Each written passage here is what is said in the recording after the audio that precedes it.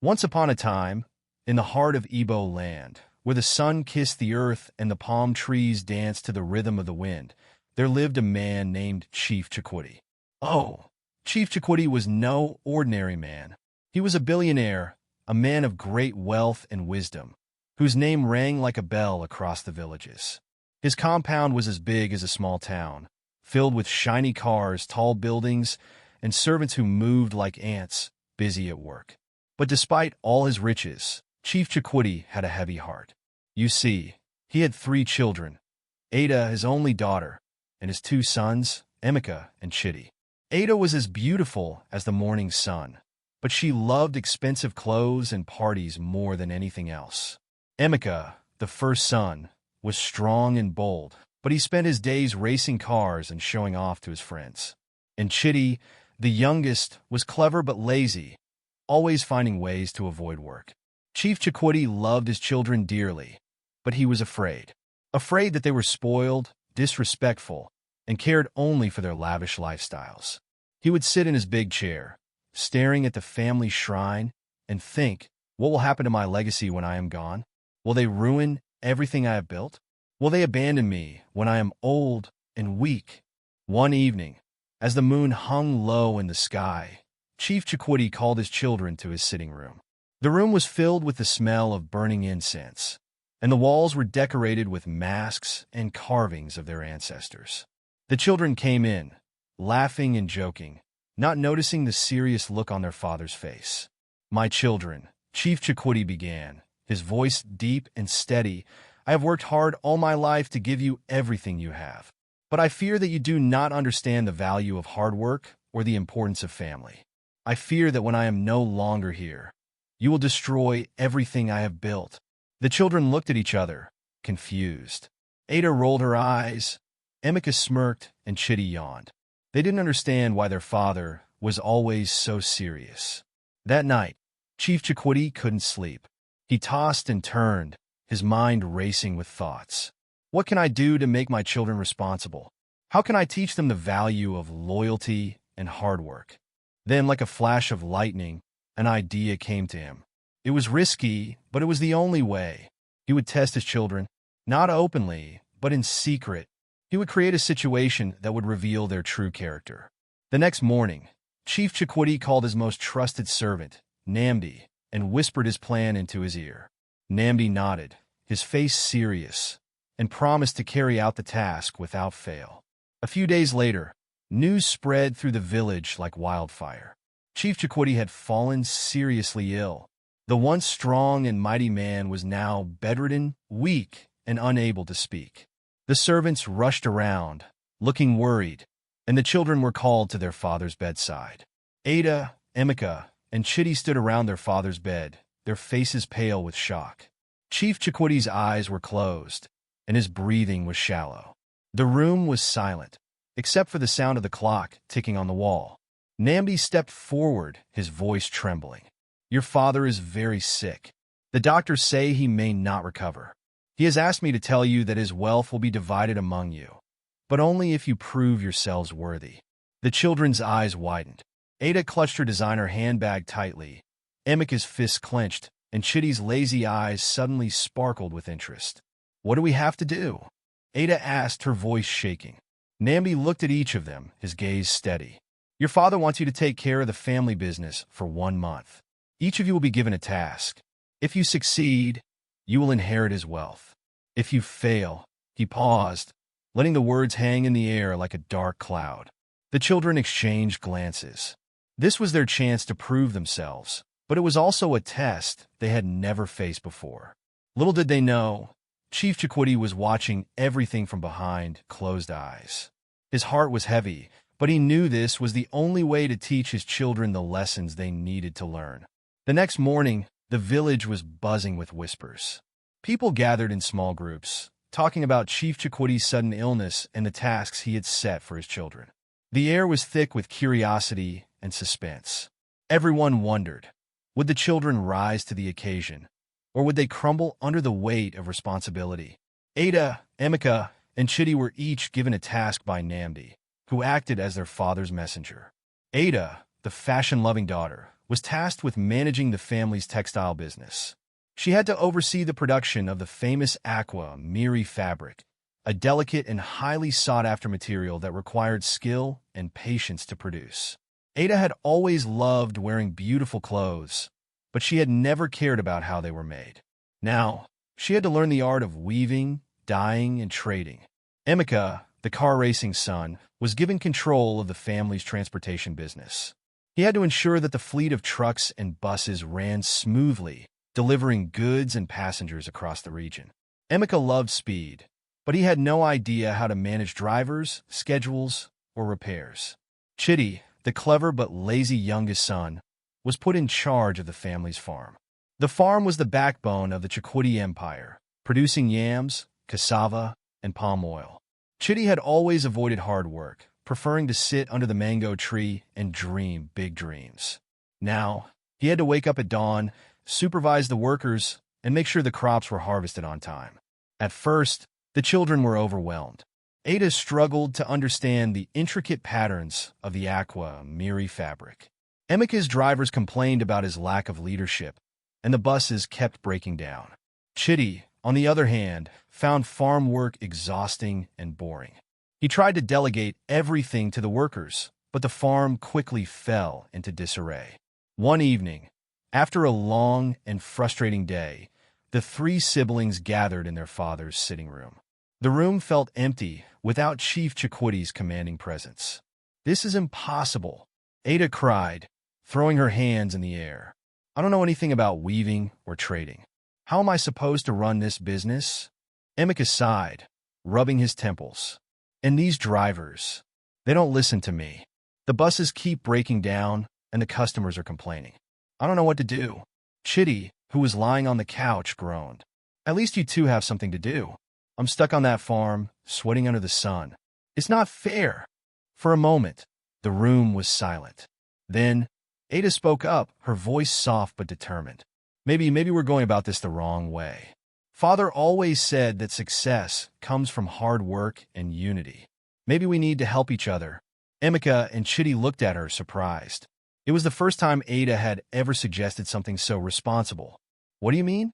Emeka asked. Ada sat up straight, her eyes shining with a new sense of purpose. "I mean, we each have strengths. Emeka, you're good with machines. Maybe you can help me fix the looms in the textile factory. Chidi, you're clever. Maybe you can come up with a plan to improve the farm. And I can use my charm to negotiate better deals for our businesses." The brothers stared at her, then slowly nodded. For the first time, they realized that they couldn't do this alone. They needed each other. The next day, the siblings put their plan into action. Emeka went to the textile factory and fixed the broken looms, while Ada negotiated with traders to get better prices for their fabric. Chidi, inspired by his sister's determination, came up with a new irrigation system for the farm, making it more productive than ever. As the days passed, the children began to change. Ada became more patient and hardworking. Emeka learned the value of leadership, and Chidi discovered the joy of seeing his efforts bear fruit. But Chief Chukwudi, still pretending to be ill, watched everything from his bed. His heart swelled with pride as he saw his children grow and learn. Yet he knew the test wasn't over. There was still one final challenge they had to face. The days turned into weeks, and Ada, Emeka, and Chidi continued to work together, each growing stronger and wiser. The textile business flourished under Ada's care. The transportation company ran smoothly thanks to Emeka's leadership, and the farm thrived with Chidi's innovative ideas. The villagers began to notice the change in the Chukwudi children. They were no longer the spoiled, careless youngsters they once were. They had become responsible, hardworking, and united. But Chief Chukwudi had one final test for his children, a test that would teach them the most important lessons of all: humility, equality, and the true value of life. One evening, Namdi gathered the children in their father's sitting room. The air was tense, and the room felt heavier than usual. "Your father has one last task for you," Namdi announced, his voice solemn. "For the next 7 days, you must leave this compound and live as ordinary villagers. You will have no access to your wealth, no servants, and no luxuries.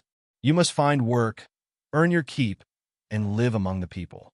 Only then will you truly understand the value of what your father has given you." The children were stunned. Ada clutched her chest, Emeka's jaw dropped, and Chidi's eyes widened in disbelief. "Live as ordinary villagers?" Ada exclaimed. But we've never done anything like that before." "This is impossible," Emeka muttered, shaking his head. Chidi, however, remained silent. He had learned a lot over the past few weeks, and he knew this was another test. "We have to do it," he said finally. "If this is what father wants, then we have no choice." Reluctantly, Ada and Emeka agreed. The next morning, they left the compound with nothing but the clothes on their backs. The first few days were the hardest.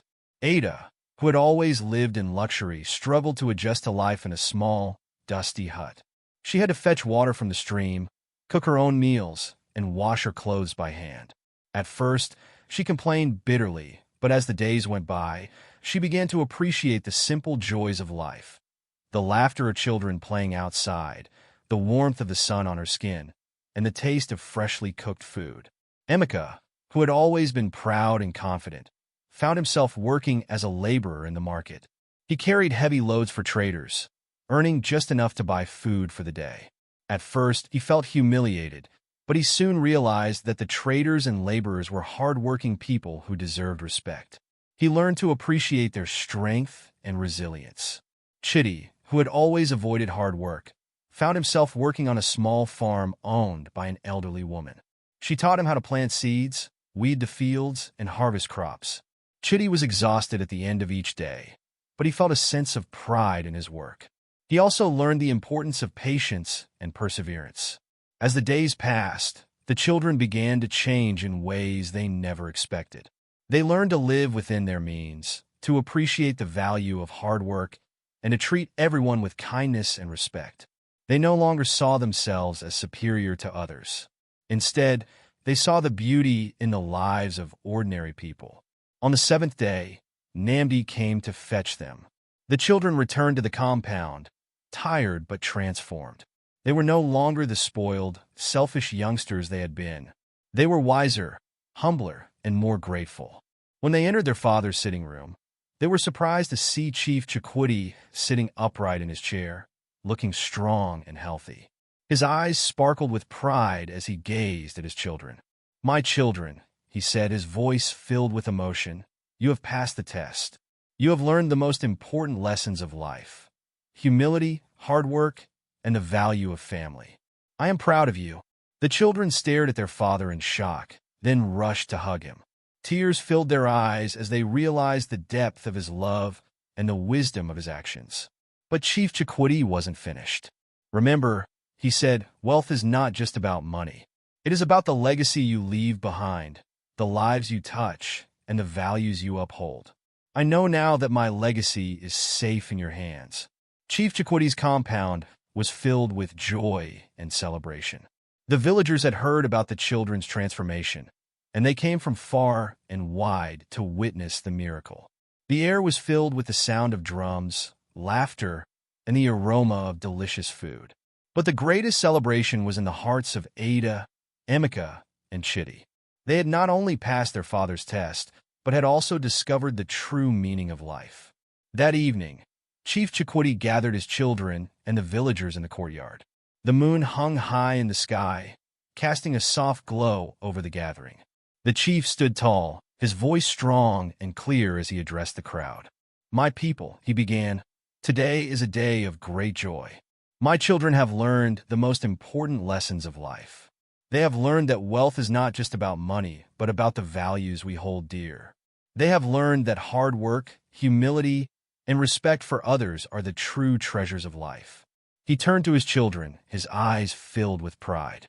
"Ada, Emeka, and Chidi, you have shown me that my legacy is in good hands. Remember this: Oniagalan Nwanya, do not abandon your brother or sister. Always stand together, for unity is strength. And Egbe bear, you go bear. Let the kite perch, and let the eagle perch. Live in harmony with others, no matter their status in life." The children nodded, their hearts swelling with gratitude. Ada stepped forward, her voice trembling with emotion. "Father, We have learned so much. We now understand that true wealth is not in what we have, but in who we are. We promise to uphold your legacy and to always remember the lessons you have taught us. Emeka and Chidi echoed her words, their voices filled with determination.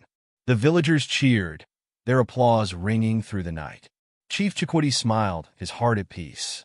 He knew that his children were ready to face the world, not as spoiled heirs, but as wise and compassionate leaders. As the celebration continued, the chief turned to the crowd and said, "Let this story be a lesson to all. Knowledge is wealth. Teach your children the value of hard work, humility, and respect, for it is these values that will guide them through life and ensure that your legacy lives on." The villagers nodded, their hearts touched by the chief's wisdom. They knew that this was a story they would tell their children and grandchildren for generations to come. Moral lesson.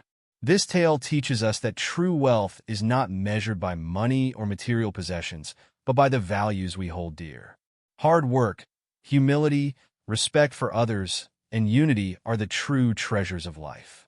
As the Igbo proverb says, "Oniagala nwanya," do not abandon your brother or sister. Stand together, for unity is strength. And Egbe bear, you go bear. Let the kite perch, and let the eagle perch. Live in harmony with others, no matter their status in life. Thank you for joining us on this unforgettable journey. If you enjoyed this tale, don't forget to subscribe to Tales by Foxy for more captivating stories that inspire and teach valuable life lessons. Hit the like button if this story touched your heart, and share it with your friends and family so they can enjoy it too. We'd love to hear your thoughts.